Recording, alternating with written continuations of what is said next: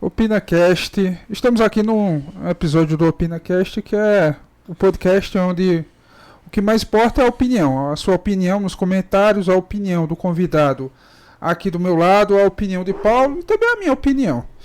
Hoje, Paulo, a gente vai conversar com uma pessoa bem interessante que eu garanto, se ela não sabe o caminho direito de se tornar político, eu que não sei.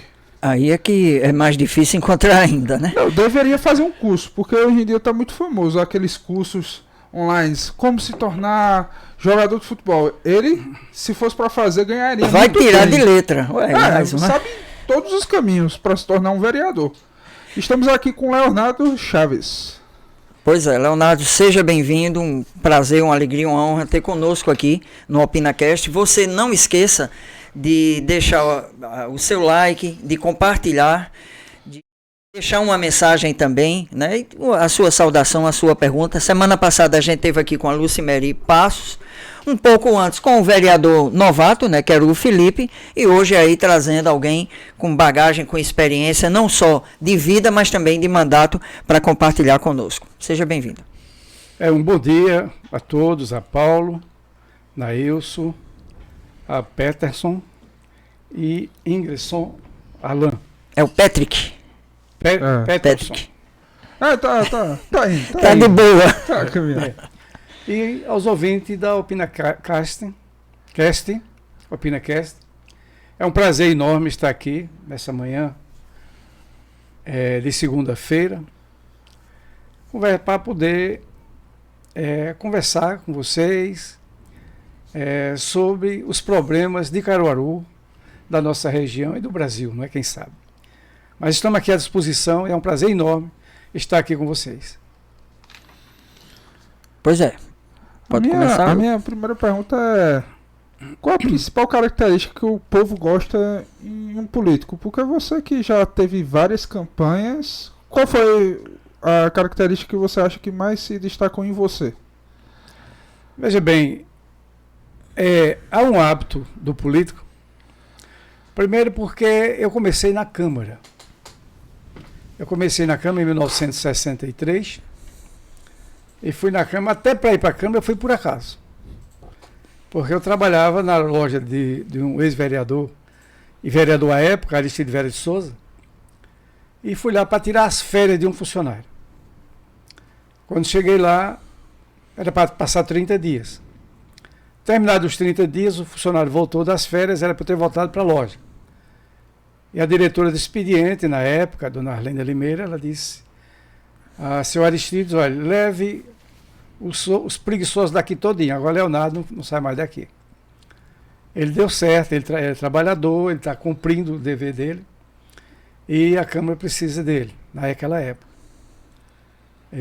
Essa missão que eu recebi, desses 30 dias que passei na Câmara, foi para varrer a Câmara, lavar os banheiros e entregar a correspondência em uma bicicleta. A partir daí, eu comecei a trabalhar na Câmara. 7 anos depois, eu já era detentor do maior cargo da Câmara. Posteriormente, eu fui emprestado à Prefeitura, fui emprestado ao cartório eleitoral. Depois eu tenho um fato do cartório eleitoral que contribuiu muito para a eleição de Anastácio Rodrigues. E, a partir daí, eu estava como chefe de gabinete do secretário de Finanças de Caruaru. Era Edson Barros Pereira, filho de seu João Neto, da coletoria. Quando eu cheguei na época, em 72, logo no pós-ditadura, né, ainda estava vivenciando o processo de ditadura militar, o MDB só tinha 2 partidos, MDB e Arena. O MDB era composto, ele aglutinava várias tendências ideológicas dentro dele. Na Arena era só uma, aqueles que defendiam a ditadura militar. Então eu optei pelo MDB, me inscrevi no MDB, porque eles me pediram para que eu fosse candidato a vereador. Inicialmente eu digo, eu não sou doido, Eu nem tenho voto, nem tenho dinheiro. Aí disse, não, mas a gente não acha que você vai se eleger. Você vai ser candidato só para ajudar o partido. Se você conseguir 200 votos, você já cumpriu sua missão. Eu digo, bom, se é para isso, eu vou me inscrever. Eu não fui para a zona rural pedir voto, fui para canto nenhum pedir voto. A única ação que eu tinha era subir no palanque no dia da eleição. Eles apresentavam meu nome, vou apresentar o candidato a vereador Leonardo Chaves, de número 2210. Eu assinava para o povo, descia e eu mesmo é quem ia distribuir meus santinhos no começo. Quando abriu as urnas, eu tive 859 votos. Não é? E tenho conhecimento, eu não considero a eleição perdida. Primeiro, porque eu fui só para ajudar. E segundo, porque naquele tempo se elegia vereador nos mapas. E uma pessoa lá dentro que trabalhou na Justiça Eleitoral disse que me tiraram mais de 300 votos. Eu só precisava de mais 30 para me eleger. Então me tiraram uma eleição. Não é? Nos mapas que eles sempre... Era um hábito que em Caruaru sempre fazia isso. Caruaru não, no Brasil inteiro. Então eu fui candidato. A partir daí continuei como chefe de gabinete do secretário de Finanças. E um dia eu estava lá, aí estavam atrás de candidato a vereador. Aí olharam para mim e disseram, um candidato bom, Leonardo. Aí foi quando aconteceu isso. Candidato bom, que é justamente essa questão de puxar voto, né? Puxar voto. Aconteceu isso. Então, posteriormente, eu terminei meu curso de odontologia em 74. Vocês são jovens, não sei se vocês se lembram, mas a história mostra isso. Tinha um projeto Rondon. Era um intercâmbio que existia entre sul, sudeste, né, nas regiões do Brasil. Então, vieram várias pessoas do sul e do sudeste para cá, a nossa região, e do nordeste. Eu fui para uma cidade chamada Anita Garibaldi, em Santa Catarina. Cheguei lá, só tinha um dentista que ele vinha de Lages, era como sair daqui para Serra Talhada. O dentista vinha uma vez por semana. Eu comecei a fazer um trabalho lá e fiz um trabalho bom. E o dentista já era de muita idade. E ele disse, olha, se você resolver, o povo está gostando demais de você aqui. Se você resolver vir para cá, eu entrego todos os empregos, prefeitura, do INSS, tudo. Do Estado, tudo para você. E você vai ficar como um dentista aqui da cidade. Só tinha um charlatão. E eu fiquei mais famoso ainda porque o charlatão ali tem umas erradas na boca de uma pessoa lábio leporino, e essa pessoa chegou se esvaindo em sangue lá no consultório, e eu fiz uma mini cirurgia, consertei tudinho direitinho, aí a fama minha ainda aumentou mais.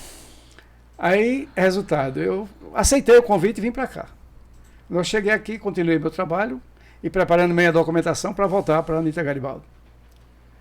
E seu João, prefeito, avô de Raquel, João Lira Filho, ele já ia com um ano e pouco, já com o terceiro secretário de Finanças. A situação da prefeitura, a prefeitura estava com 2 meses de salário atrasado de funcionário, com uma estante grande, cheia de recibos empenhados, sem ter dinheiro para pagar, e ele sem poder trabalhar. Aí um vereador de saudosa memória, Vanderlei Francisco de Oliveira, estava conversando com o seu João, disse que você não bota Leonardo, ele sabe mais do que o economista que vem de Recife 2 vezes por semana aqui. Aí São João disse, manda chamar ele. Aí mandou me chamar, me convidou para assumir a secretaria, eu disse que não queria. Eu disse, seu João, o senhor ganha 5 mil cruzeiros aqui como prefeito. Eu ganho 3, vou ganhar 3 como secretário. Só de emprego eu vou ganhar 15 lá em Santa Catarina. Fora o particular, que eu vou ficar numa cidade sozinho como dentista. Aí ele disse, quanto tempo você tem para voltar para lá? Eu digo, eu tinha 60 dias, hoje eu só tenho 45. 15 já se foram. Então ele disse, assuma por 30 dias. Eu digo, se o senhor me der carta branca para eu fazer ao meu modo as transformações que a secretaria precisa, eu assumo. Ele disse, está combinado. Depois da manhã, amanhã eu demito o secretário, depois da manhã você assume. E assim ocorreu. A princípio para ser provisório, né? Provisório, por 30 dias.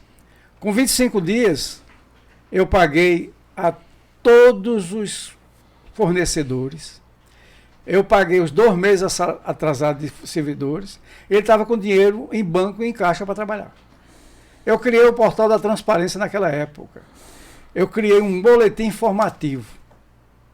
Que todos os dias, nas 3 emissoras de rádio de Caruaru, na época que existia, eu divulgava o boletim, o balanço financeiro da Secretaria de Finanças.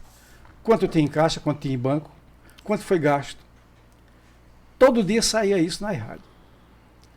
Então, com 28 dias, eu fui lá e disse: seu João, está terminando o prazo. O senhor já arrumou o secretário? Ele disse: já. Eu digo: manda ele falar comigo, que eu já programei o pagamento do mês, está tudo certinho, para poder eu passar o serviço para ele. Ele disse: eu estou conversando com ele. Como é a história? Ele disse: você não sai daqui. Ele disse: olha, lhe tomaram a eleição em 72, quando eu fui candidato, todo mundo está sabendo disso. Você foi eleito, agora tomaram a sua eleição. Então, você é meu candidato a vereador daqui a 2 anos. Em 76, aliás. Era, 74. Em 76 você será meu candidato a vereador. Mas eu não quero. Então, bom, eu fui para casa, pensei. Eu morava com meus pais, minha mãe pediu: graças a Deus você não vai, fica aqui e tal. Graças a Deus eu fiquei. Sou vereador até hoje. Quer dizer, o senhor João Lira Filho, ele mudou a minha vida profissional. Não é? A partir daí, eu comecei a desenvolver o trabalho na secretaria e eu comecei a ser um super secretário. Da seguinte forma: eu ia para a zona rural todo final de semana, procurava ver o que era que estava faltando, ponte que precisava ser feita, as coisas, o serviço que seria feito, e trazia para ele. Na segunda-feira eu conversava com ele. Veja a resposta, né? Da pergunta inicial, a imagem do político, como isso foi construído e chegou nisso, né? É justamente o que eu queria chegar até. Eu fiz uma rodeio muito grande, mas vou chegar. Então, eu via a necessidade do povo na zona rural, eu via a necessidade do povo na periferia da cidade e levava para o prefeito.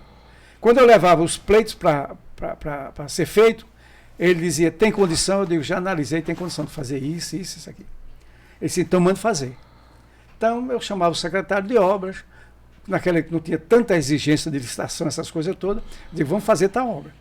Eu sei que todo domingo a partir daí, todo domingo a gente fazia a inauguração de um pontilhão, de uma escola que estava caindo, que a gente reconstruía, de uma escola nova, na cidade e na zona rural, na periferia da cidade.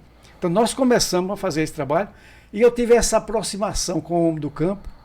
Por que mais com o homem do campo? Porque era o mais desassistido e com as pessoas da periferia. A partir daí, eu tive essa identificação com as pessoas mais necessitadas, as pessoas mais pobres, as pessoas que mais precisavam, tanto na periferia da cidade como da zona rural.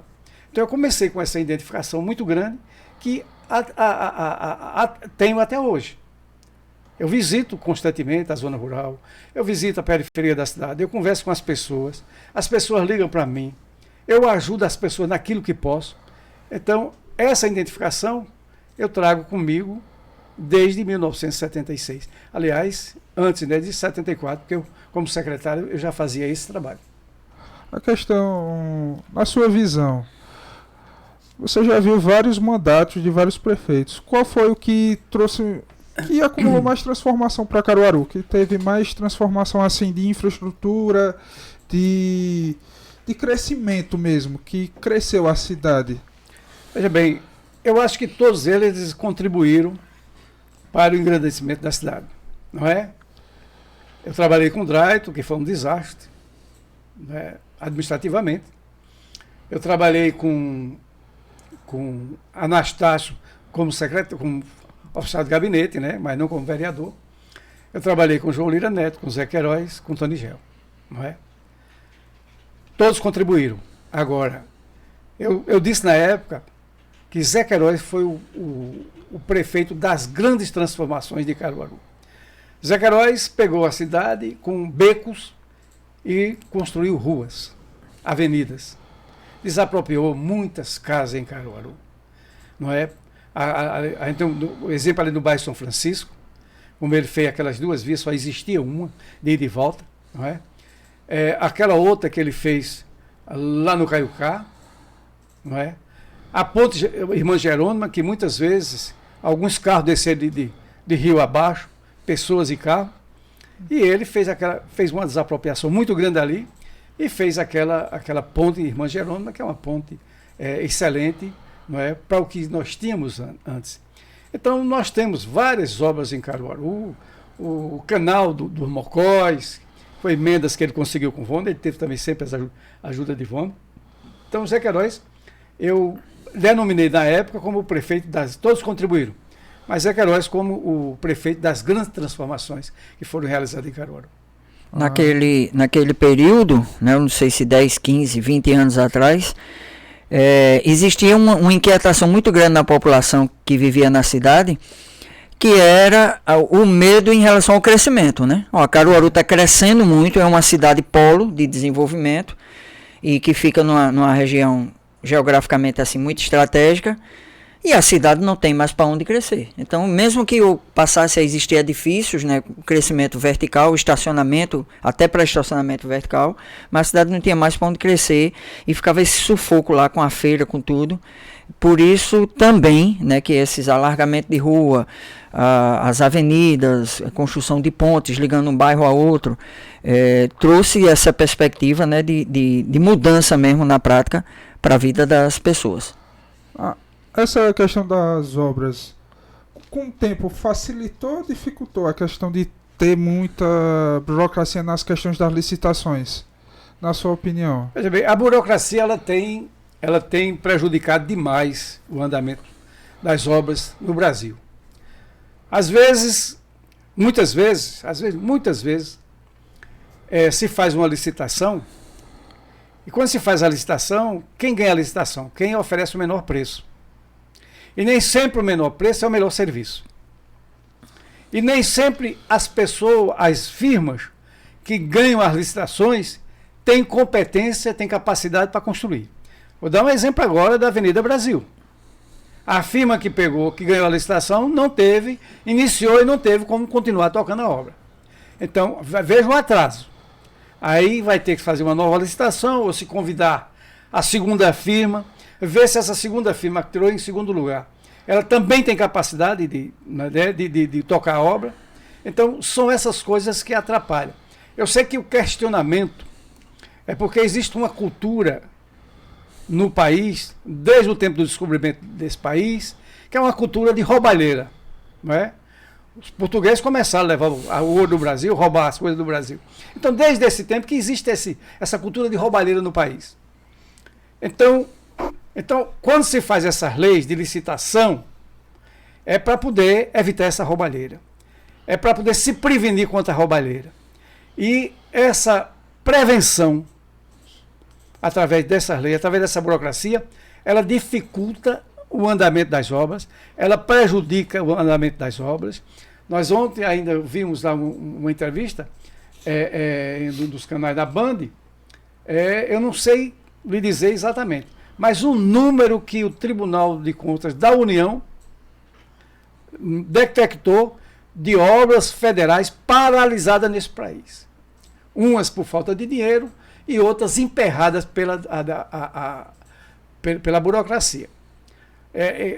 Tem alguns fatos pitorescos, como foi o caso da transposição do Rio São Francisco.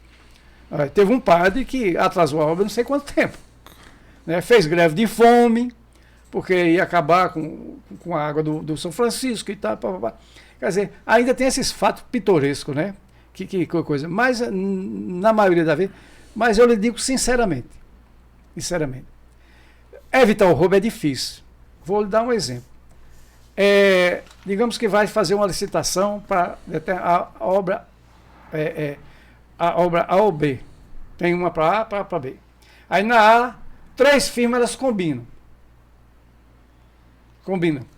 E isso não tem nada a ver com o governo, seja ele estadual ou federal. Mas as firmas se combinam fora.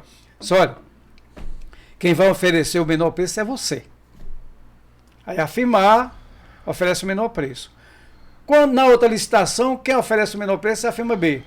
Na terceira licitação, quem oferece o menor preço é a firma C. Então elas combinam para ganhar as licitações. Não é? Por mais que você tenha precaução, por mais que você tenha cuidado, nunca evita que haja, às vezes, fraude nesse sentido. Porque o brasileiro ele é muito... muitos deles são adeptos da lei de gesto, né? De levar vantagem em tudo. Então, isso tem tido um atraso muito grande. E mostra o grande número de obras paralisadas por problema de licitação, no país inteiro, né? A nível estadual e a nível municipal. E na questão, o quanto influencia o governador na questão de trazer recurso para a cidade?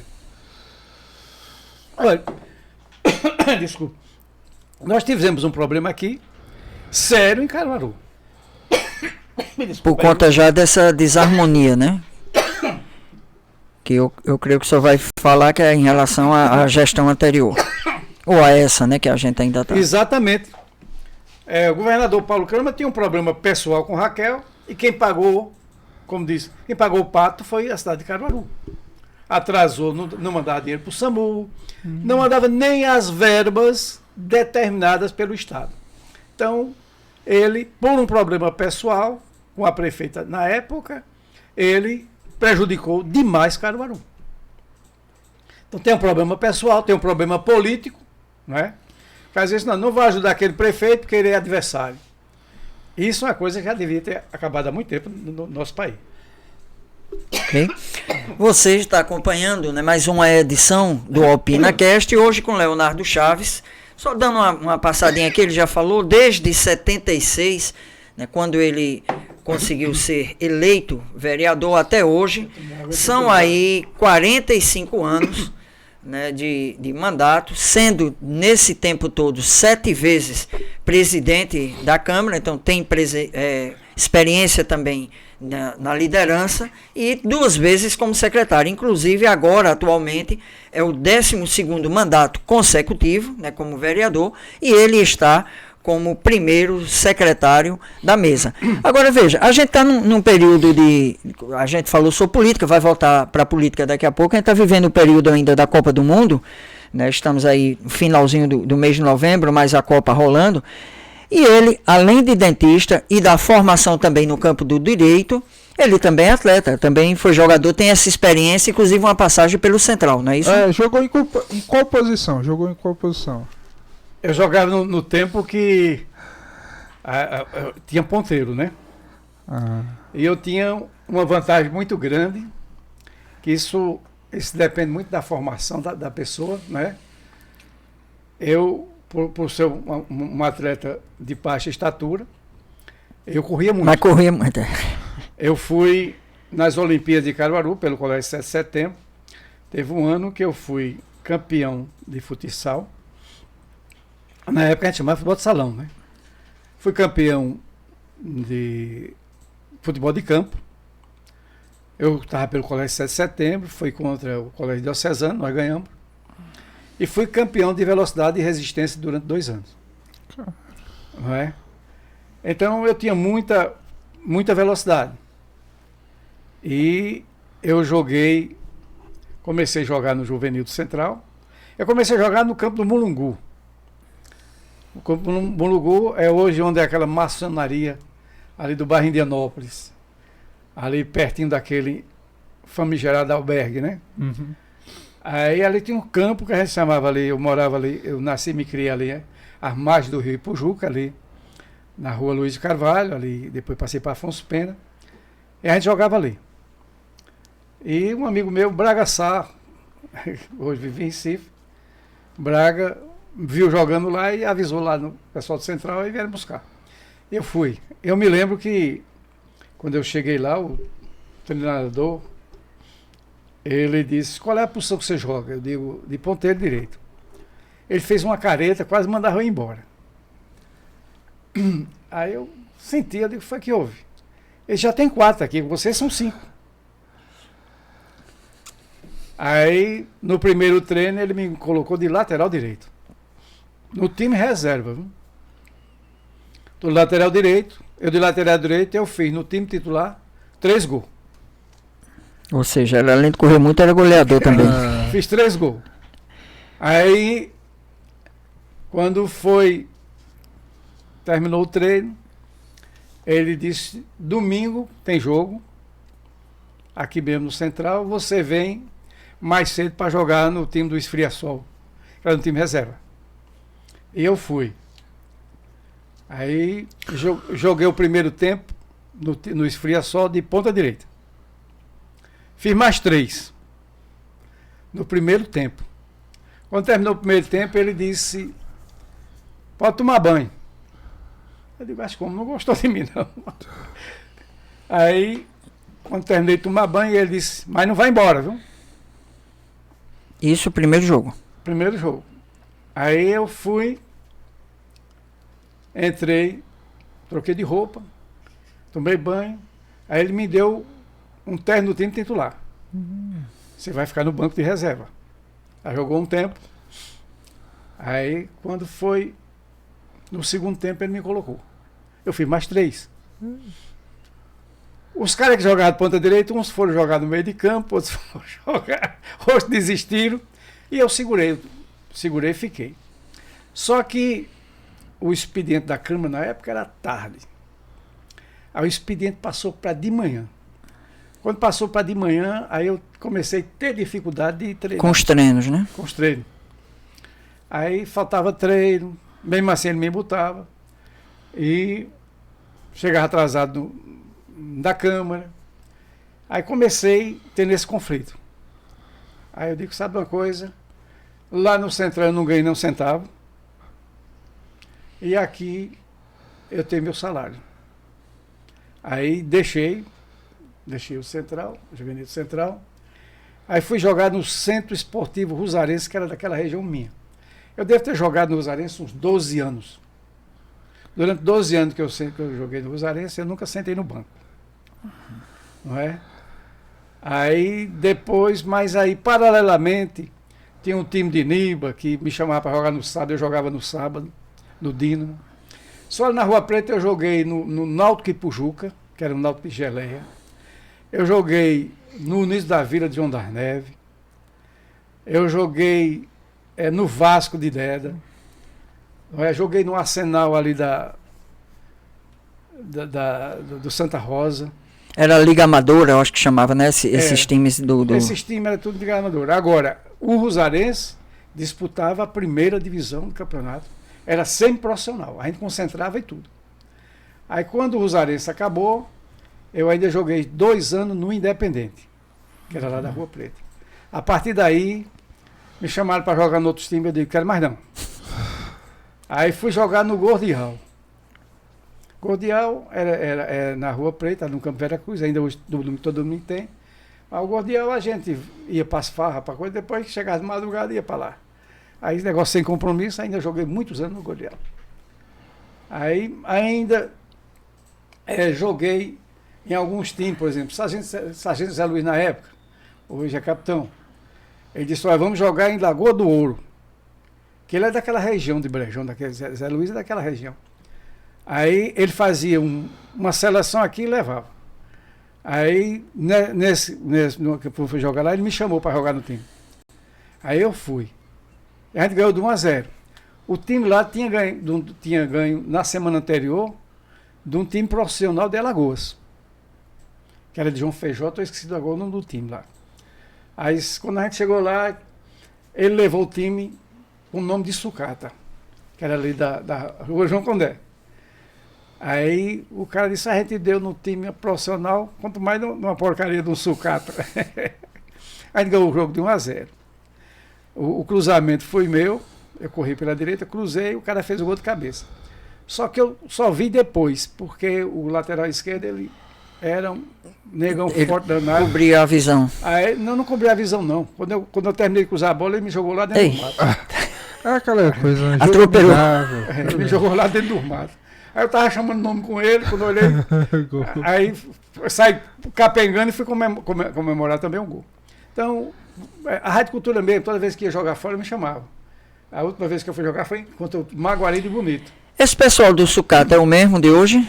que terminou montando um barzinho e fez aquela turma, né? Sempre foi ali, sempre foi ali. Então, joguei assim, me chamava para jogar no canto, eu ia. Fui várias vezes para jogar fora. E o senhor teve experiência na gestão do Central também, posteriormente? Aí depois em 1999, eles destituíram um presidente do Central, que era até um delegado de polícia, demarcando. E a situação do Central era difícil, porque o Central estava com muitos débitos, atrás de jogadores. Aí fizeram uma reunião e me convidaram. Eu estava lá também. Disse que vai ser o presidente. Tá, pai? Leonardo, é você o candidato a presidente. Você que vai resolver o problema do Central. Eu digo, pai, para pegar esse abacaxi aí. Ele disse, não, você vai pegar. Aí eu digo, olha, eu só aceito se estava sendo muito cotado, inclusive, recentemente, né? Não aceitou porque já não sabia que não compensava. Não, parece que o Central vive desde 1990 os mesmos problemas. Sempre teve esses problemas? Não, agora é bem pior. Agora é bem pior. Porque na época o Central estava com 45 causas trabalhistas, não é? Uma pulsão também na justiça, com 7 meses atrasado de jogadores e funcionários, e rebaixado para a segunda divisão. Eu peguei o Central, coloquei o Central de volta na primeira divisão, foi campeão. Eu paguei todos os débitos do Central, quase todos os débitos. O Central não perdeu nenhum patrimônio. Aquele Asa Branca que agora eles perderam, na época, a gente quase perde. Eu tive que arrumar 54 mil reais, que naquele tempo era muito dinheiro, para poder pagar uma causa trabalhista, senão o Central ia perder. Mas durante os quase 4 anos que eu passei como presidente central, que eu fui eleito e reeleito, e depois renunciei, com 1 ano e 3 meses eu renunciei, segundo mandato, o Central não perdeu um patrimônio sequer. De lá para cá, já perderam várias lojas, estão perdendo, né? Se as pessoas administrassem o Central, como ele administra o patrimônio deles, o bem pessoal, né? O bem pessoal, as lojas dele, o comércio deles, não chegava a isso. Mas administram os bens dele de um jeito e do Central de outro. Então, aquela cultura de, olha, vamos rescindir o contrato do jogador fulano de tal, rescinde. Aí o jogador disse, vamos fazer um acordo? Se não tem acordo, não, o Central não tem dinheiro, não, procura a justiça. Aí esse acordo que eu paguei de 54 mil reais, era um acordo de... O rapaz tinha direito a 8 mil. Quando vai para a justiça, que rola juro, correção e tal, honorários, tudo, aí passou para 54 mil. Quer dizer, é uma forma irresponsável de você administrar um bem público, não pagando os direitos dos trabalhadores e mandando recorrer à justiça. Isso dobra, triplica, não é? Eu me lembro que na época do Central, houve um problema sério, que colocaram um carro no bingo Central. E tudo isso caiu no meu colo. Colocaram o carro no bingo, compraram a concessionária o carro, botaram no bingo e não pagaram. A concessionária. E não pagaram. Não pagaram o carro. Então a pessoa que tirou o bingo era a pessoa de Recife. E um belo dia o cara está em casa, aí chega a polícia e o oficial de justiça com mandado de busca e apreensão do patrimônio que foi o carro. Que eu acho que foi uma coisa totalmente equivocada. Era para penalizar o Central. E não quem ganhou o bingo. Então tomaram o carro do cara. Aí o cara entrou na justiça, não é? Penalizando o Central por danos morais e materiais. Materiais, o valor do carro. E morais, 10 vezes o valor do carro. E eu tive que negociar com o cara, mostrar como eu peguei o Central, mostrar a irresponsabilidade daqueles que fizeram isso. Eu terminei convencendo o cara a comprar um carro novo e deu o carro. O Central voltou, né? Quer dizer, voltou não, tá voltando a subir aí junto com os outros clubes, mas como ele diz, independente desses resultados, a questão é gestão, né? Que a gestão é que faz o resultado ser mais perene, uma coisa assim mais segura, mais tranquila, e está muito cedo ainda, né, para se dizer que o Central alcançou esse patamar né, de uma gestão mais responsável, mais comprometida. É mais ou menos isso. Também eu acho que não é só no Central, mas no futebol brasileiro como todo, né? Como todo, eu acho que o dirigente devia ser penalizado pelas coisas erradas que ele faz. Porque o cara faz tudo errado, depois deixa o clube e sai ileso. Fica o pepino para quem assumir. Então, como ele já sabe disso, então eles casam e batizam, como diz no linguajar popular. E isso é no Central, é no país inteiro que eles fazem isso. Antes de voltar para a questão política, para encerrar essa parte aqui dos esportes, como é que está o seu acompanhamento na Copa do Mundo? Tem acompanhado os jogos ou não? Tendo esse seu passado como atleta, se também daí em diante permaneceu assistindo os jogos, indo a campo? Pelo menos isso, né? Veja bem. Eu gosto de futebol, eu gosto de esporte, eu acompanho. Eu acompanho diariamente o esporte.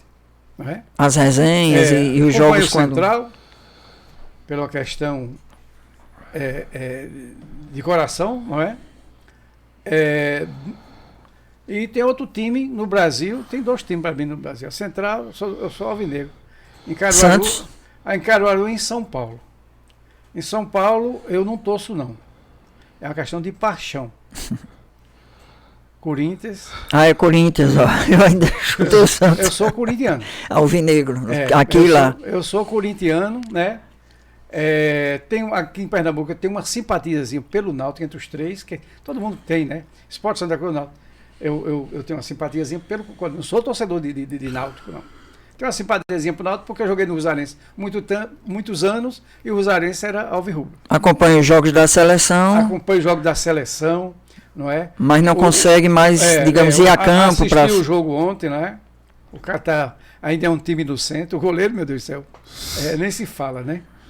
Então, eu acompanho, vou continuar acompanhando. Estou fazendo muita fé no Brasil, sabe?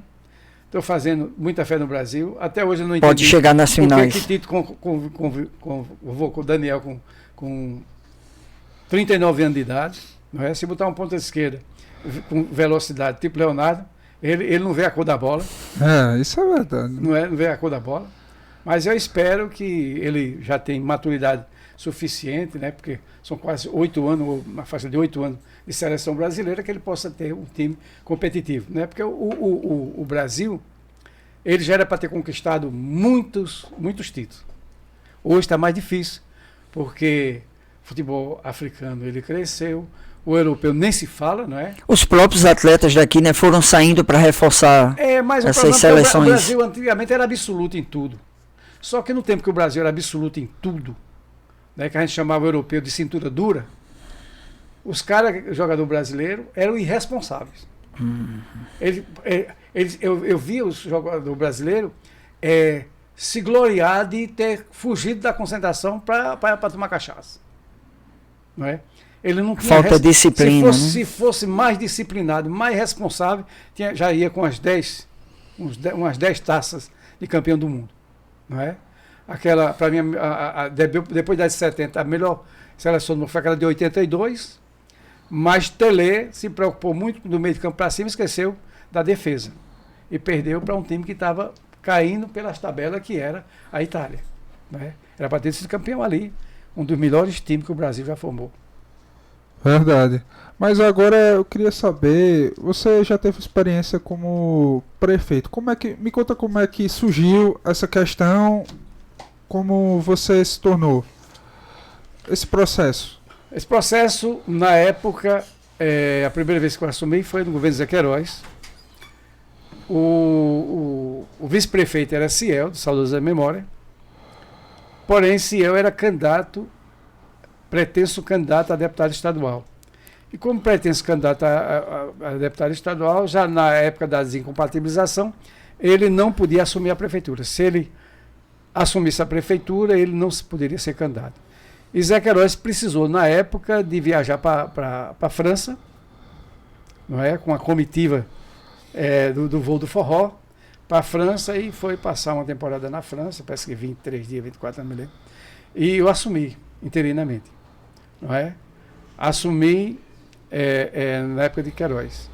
E no governo Tony Gel eu assumi 2 vezes, porque o candidato a vice-prefeito que se elegeu foi Roberto Liberato. E Roberto Liberato, ele optou por permanecer na Assembleia Legislativa do Estado. Então ficou vago a vaga de vice-prefeito e por 2 vezes eu assumi interinamente a prefeitura de Caruaru. E quando assume, mais ou menos, tem o mesmo poder do prefeito, pode decidir várias coisas, ou tem que o prefeito, quando sair, deixa mais ou menos uma carta dizendo, ó, você vai fazer isso, aquilo? Não houve isso, nem com o Zé Queiroz, nem com o Tony Gel. Tony Gel, eu continuei tocando as obras, e fiz algumas coisas também que eu pretendia fazer, né, construir alguma coisa, inclusive construí em 26 dias da viagem dele, eu construí uma praça lá no Caiucá. Existia um projeto de uma praça, em 26 dias eu construí uma praça, e quando ele chegou, reassumiu as funções, eu disse a ele, amanhã nós temos uma praça que eu construí para inaugurar. Vamos lá? Ele disse, vamos. Aí fomos lá no Caiucá, e na hora da solenidade, eu pedi para ele fazer o descerramento da placa. Quando ele descerrou a placa, estava escrito lá, Praça Geraldo Rodrigues da Silva, que era o pai dele. Ele se emocionou, né? Mas foi uma homenagem que eu fiz, retribuindo a oportunidade, as 2 oportunidades que ele me deu de ser prefeito interino de Caruaru. E na questão de, por exemplo, aqui é muito importante o São João. Qual foi o prefeito que mais investiu no marketing do São João que tornou ele grandioso? Ou não teve? Não, eu acho aí é muito dividido, não é? Todos os prefeitos que assumiram Caruaru, de Zé Queiroz, Tony Gel, né, Raquel, a impressão que dá é que isso foi progressivo isso mesmo, foi né? progressivo. Também à medida que ele foi se expandindo. O São João ele começou a crescer. Na medida que ele começou a crescer, ele foi implantado. Na medida que ele começou a crescer, então ele mesmo exigiu que os governantes investissem mais em propaganda, não é? Em tamanho. Eu ainda acho, isso é uma opinião minha, pessoal, que o São João não é mais para estar ali no Parque Luiz Gonzaga. Eu acho que é muito ruim para a vizinhança, é muito ruim para as pessoas que vêm para aqui para o São João, por falta de espaço, de estacionamento. Eu sempre disse e continuo, já fiz requerimento nesse sentido, que ali devia ser construído um grande centro administrativo para Caruaru. Se você for somar os aluguéis que a prefeitura paga, dos vários departamentos, das várias secretarias, eu acho que em 5 anos dava para construir um grande centro administrativo. E para mim o São João de Caruaru devia ser transferido para aquela ali, da Seaca para baixo. Por que aquele espaço? Primeiro que é um espaço muito grande. Segundo, aquilo é um entroncamento de BRs. Não é? Quem vem do sertão passa para lá. Quem vem da capital passa por ali. Quem vem de Maceió, de Alagoas, passa por ali. Quem vem da Paraíba passa por ali. Então, ali seria um espaço muito grande para se fazer, por exemplo, um pátio definitivo, com tudo definitivo. Você vê... E traz transtornos, inclusive, para as famílias que moram ali, não só no entorno. Você vê, eu moro na Coab 2, eu não sei qual é a sua experiência aqui.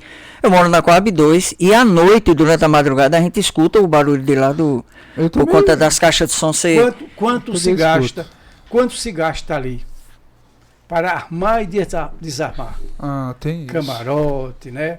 O palco. Se gasta uma fortuna para armar e desarmar. Então ali seria feito como faz no Rio de Janeiro, não é? A coisa definitiva. Isso teria um autódromo. Sambódromo. O Sambódromo. E que durante o ano tivesse outras atividades. Durante o ano ter outras atividades. Oficinas. Tudo era para ter ali. E a economia evitar o monta e desmonta. Se gasta uma fortuna. Não é? E às vezes você passava a fazer de alvenaria fixo, como houve sem ter aquela preocupação. Olha, o camarote tá cedendo, o camarote tá isso aqui. Acabava com tudo isso. Entendeu? E ali seria um grande centro administrativo. Por que ali seria um grande centro administrativo? Porque quem fosse resolver problema da prefeitura, pagar imposto, tinha um local no centro da cidade e com muito espaço para estacionamento. E dava para resolver tudo. É. Passar pelos todos os departamentos. Tudo ali. Eu acho que o único que não podia ir para ali, que deve permanecer, é o rural. O cara tem máquina, tem espaço e já é próprio da prefeitura. A prefeitura não paga. Mas some o que a prefeitura paga mensalmente com aluguel. É uma fortuna que se paga. Teve algo que o senhor comentou no início em relação à eleição, que é a questão de tirar dos mapas, né? Essa expressão. E que a gente que acompanhou as eleições antigas via muito isso, a questão de contar os votos, voto por voto no papelzinho. Aquela eleição de João Lira, né? João Lira com Tony Gel, que tem a história do apagão e outras mais. Dá a entender, então, que o senhor compreende que esse processo das urnas eletrônicas, eles são seguros, né? Até porque, ultimamente, nessas contestações que tem havido, mesmo diante das contestações, vai lá e se prova que aquilo não tem base. Olha, a urna eletrônica foi a coisa melhor que aconteceu no serviço eleitoral. Se tivesse a urna eletrônica em 72, já tinha sido vereador em 72, quando me tiraram mais de 300 votos no mapa. Não é? Então, veja bem, vou dar um exemplo. O que é que eles faziam? Em 68, eu fui solicitado pelo juiz eleitoral para ir trabalhar no cartório eleitoral. O juiz me deu a incumbência de formar os mesários. Eu disse ao juiz, eu digo, olha, é um negócio muito sério. É um negócio muito difícil, doutor. Eu disse, por quê? Eu digo, há uma cultura aqui de se fazer, de se receber no cartório eleitoral, relação de vereadores, composta por vereadores e cabos eleitorais e pessoal da majoritária. O pessoal da direita faz isso. Eles trazem os mesários já tudo pronto. São mesários viciados. Já vem com essa orientação, né? Conduzir de forma errada as eleições. Na zona rural, por exemplo, quando as urnas chegavam à noite, em determinada localidade, o candidato a vereador, ou vereador, ou cabo eleitoral da majoritária, ia na casa dos mesários, dos presidentes das mesas. Me dê 20 cédulas de cada urna, já assinada. Aí levava aquelas 20, entregava ao eleitor, o eleitor já ia com a cédula votada. Leve essa e traga outra. Você vai na cabine e deposita essa. E a outra que ele entrega na mão, você dobra, bota no bolso e traz. A mulher bota no seio e traga. Era assim que eles faziam. Teve aqui uma história de Gonçalo Ferreira que foi não sei quanto a 0. Não houve voto da oposição, só da situação. Isso chamou a atenção em todo o país. Então havia esse vício. Aí, quando eu comecei a fazer o mesário, começaram a chegar as listas dos mesários. Aí eu sou o juiz, eu digo aqui, ó, que eu lhe falei. Ele disse, despreze isso aqui e faça correto. Aí foi o que eu fiz. Eu começava a ver as fichas de cada urna, das pessoas. Aí, fulano de tal, Paulo Nailson, estudante universitário. Pronto, vai ser o presidente da urna lá do Joá.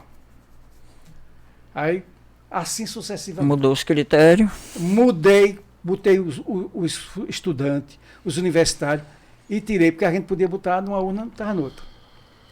Independente. Ele votava na cidade, mas eu botei para trabalhar na zona rural. Aí o cara, ele votava em separado lá, mas votava. Então, eu modifiquei isso. Se eu não tivesse feito isso, Anastácio não tinha sido prefeito de Caruaru. com certeza não teria. Da mesma forma, em 76, o então candidato da direita, ele colocou 3.000 fiscais.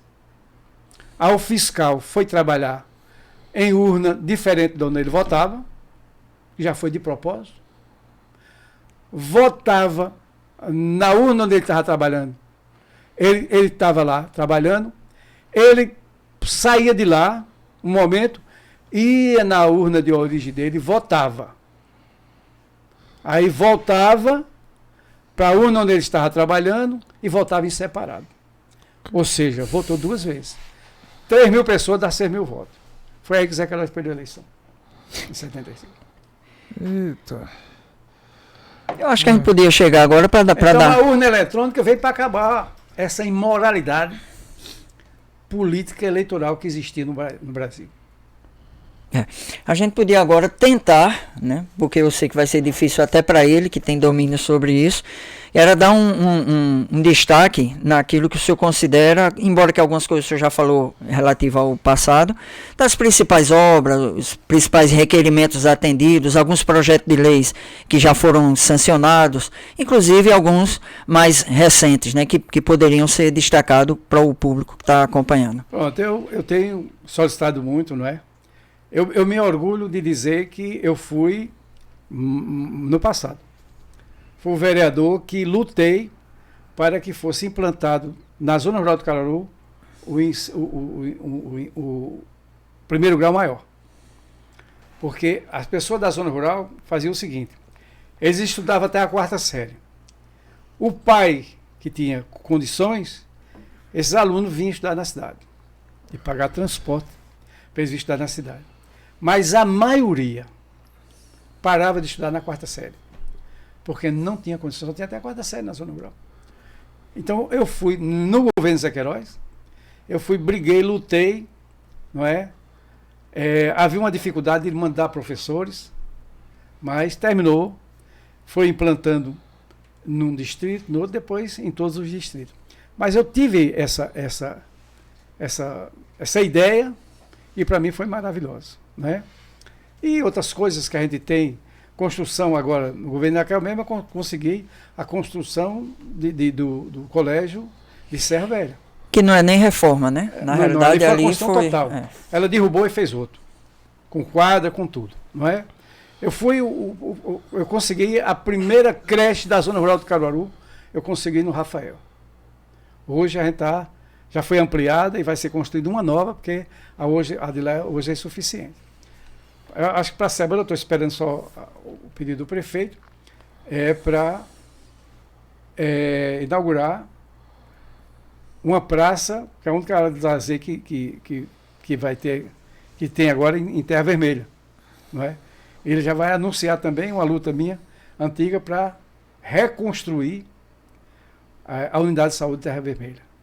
Não é? Ele está construindo ali, entre o Padre Inácio Vila Kennedy, uma grande área de lazer. Não é? Eu sempre pedi, tem requerimento, pedindo que fosse construída uma grande área de lazer naquela região. E ele me deu até o privilégio de colocar o nome do pai dele, José Pinheiro dos Santos Filho, por eu ter sido amigo e companheiro de Câmara do pai dele e do tio dele, Baco Moura, durante muito tempo. A gente está indo para a reta final já e a gente gostaria de ter uma avaliação sua, já que citou aí sobre o prefeito, né, de como está essa gestão de Rodrigo Pinheiro e até mesmo uma certa perspectiva, né, para esses últimos 2 anos. Em seguida, a gente vai pedir também a sua avaliação como a governadora, né, a nova que vai assumir a partir de janeiro, quais são suas expectativas em relação a essa gestão dela. E, por último, o retorno, né, da gestão do presidente Lula. Veja bem, o Rodrigo Pinheiro, ele está dando uma aula de democracia em Caruaru, de boa convivência. Eu acho que o estágio dele como vice-prefeito fez bem. Ele acompanhou a prefeita durante muito tempo, né, conviveu. Ele era um vice presente na prefeitura e no acompanhamento de obras e de todas as coisas da prefeitura. Então ele está com um bom desempenho. Rodrigo Pinheiro, ele tem atendido todos indistintamente, não é? Eu acredito que ele vai continuar esse trabalho que ele está fazendo, correndo atrás de recursos, porque Caruaru é uma cidade que ela cresce assustadoramente. Só para que vocês tenham uma ideia, né? Caruaru, quando completou 100 anos, tem 110 mil habitantes. Aí, nesses 65 anos para cá, Caruaru está triplicando o número de habitantes, não é? É uma cidade pela sua posição geográfica, pelo seu comércio, porque Caruaru é polo de comércio, de médico, polo de várias coisas. Pelo centro cultural, não é? Então, Caruaru tem crescido assustadoramente. Ela se impõe a esse crescimento. Porém, a sua renda própria, a sua arrecadação, os seus recursos não acompanham esse crescimento populacional. Então a população cresce de forma gigante, gritante, e os recursos não. Caruaru, agora que ultrapassou 1 bilhão de orçamento, de perspectiva, de previsão orçamentária, vai para 1 milhão e 600, né, Jorge? 1 milhão e 600. Então, uma cidade do porte de Caruaru, do tamanho de Caruaru, no sul e no sudeste, deve ter um orçamento de 4, 5 bilhões. Não é? Essa diferença de região, a diferença de Nordeste. E nós sabemos que qualquer pessoa que esteja à frente do Poder Executivo tem que ter os deputados para trazer o recurso, e o próprio prefeito, no caso, o Rodrigo está correndo muito, é correr através do governo federal, através dos deputados, para conseguir os recursos necessários para tocar o desenvolvimento de Caruaru. Então ele está fazendo isso, acredito que ele vai continuar fazendo, não é? Ele é muito habilidoso, eu tenho certeza que ele vai crescer. Quanto a Lula, eu não sou muito adepto do PT. Mas Lula é um candidato do PT que eu sempre votei. Porque Lula é nordestino, feito eu, feito a gente, não é? É uma pessoa muito habilidosa, porque Lula, ele sempre teve uma característica dele, foi de negociar no bom sentido. Desde o tempo que ele foi metalúrgico. Nas grandes greves que havia em São Paulo, né, do ABC, Lula sempre estava à frente para poder negociar, para poder apaziguar e trazer as coisas, as reivindicações que os metalúrgicos precisavam em São Paulo. Então, ele tem essa característica dessa habilidade.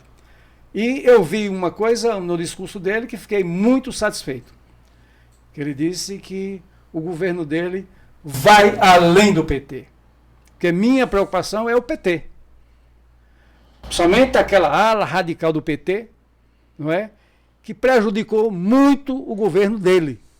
E a imagem dele foi muito maculada por conta da imagem do PT.